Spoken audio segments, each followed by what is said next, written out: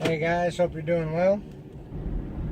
Trying to get a whole bunch of little stuff sorted out before I get on the road tomorrow. Gonna be a busy couple days headed out there, and then hopefully I'll get some relaxed time in the middle. But anyway, I had something come up again somebody asked me about, which is consignments. And there's a lot of eBay sellers that do not want to deal with consignments at all. And there's some that do. And so I've been asked, hey, was it worth doing consignments, or will you do consignments for me? And the answer as to whether it's worth it or not is I think it depends on your situation. So I mentioned this before video a long time ago. But it basically, you got to look at it and see if it's going to be worth your time. So the first consignment deal I did, I feel it was worth my time. It was a whole bunch of VHS tapes. I'd never sold VHS. Haven't found a place around here that I could buy cheap VHS. And this guy had, I don't even remember now, 120 VHS tapes.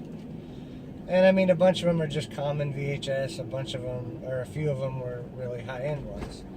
And I basically just told him, hey, I'll sell them and I'll split it with you 50-50, less fees. It was a good way at the very beginning to boost my store numbers.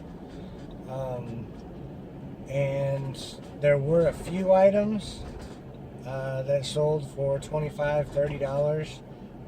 There's been a whole bunch that sold for $4 and $5. Those ones, I took the pictures real generically. I listed them all with sell similar, so I didn't have to do much for descriptions, so I was able to list them quickly. There were some upsides to it, and it worked out all right. Would I do it again right now? For that type of item, probably not. Just because now I have enough stuff listed and I'm shipping enough stuff out. I'm not trying to boost up my feedback or anything anymore. So I'm just, the time invested isn't worth the return on it. However, as I've mentioned on this video before, or this channel before, with going to my trip, my sister-in-law has a bunch of jewelry. So again, I'm in another category I've never messed with. I have a split figured out with her, and there's a higher return on those, so therefore the return on investment could be much better.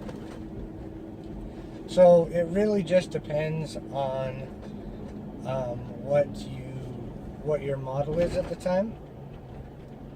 If you are short on investment funds to buy inventory, then it's definitely worth looking into.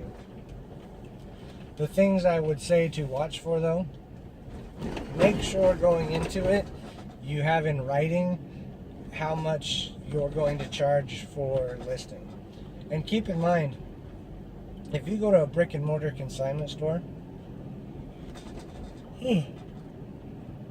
excuse me, tired this morning. Coffee hasn't kicked in yet. If you go to a brick and mortar consignment store, their general split is 60% to them for items under $100 and 50-50 for items over $100. So,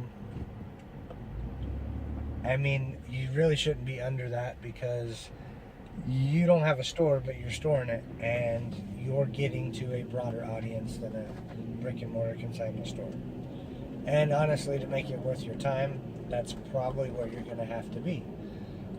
So don't short yourself on commission there. Now, if you're selling a huge high-end item, that is going to sell quickly, or there's exceptions to that. But as a general rule, that's probably where I would stay or start. The other thing is too is make sure that it's a business relationship. So if you've got family members that say, "Oh, I heard you're selling on eBay. I got this stuff. Will you sell it?" If you want to keep family happy and keep all that in order, either don't do it, or if you're going to do it, be sure you set it out in writing. This is how much eBay fees are. This is how much I'm going to, how much I'm going to make versus how much you're going to get. make that plain as day up front and both agree to it so that you're not causing issues for yourself down the road. I do sell stuff for some family members on eBay. They know that when it comes to business, it's strictly business for me, and that's how I'm making a living, and all the costs and the way we're going to split everything is outlined very well right at the beginning. So just keep that in mind so you don't end up, with your brother or sister or nephew or whoever saying, hey, I thought you were only going to take 10% or whatever. Just don't even mess with it. It's just more hassle than it's worth, and you'll end up with people mad, and it's just not worth it. So anyway, but consignment, like I said, the place that it does really make a lot of sense is if you're starting out, or if you're in a position where you're low on money to buy inventory, then consignment is definitely a way to get your bankroll built up to where then you can start buying your own inventory. If you're in a position to have a ton of inventory and you don't need, then it's better to just have all that profit for yourself. But sometimes you'll find somebody that has kind of a hoard of, my sister-in-law, she's got tons and tons and tons of this jewelry, and she just has no outlet for it. So the way it will be able to list and everything, it's just, it works out well for both of us to do a consignment deal. So those deals are out there, so don't just blanket say no consignment.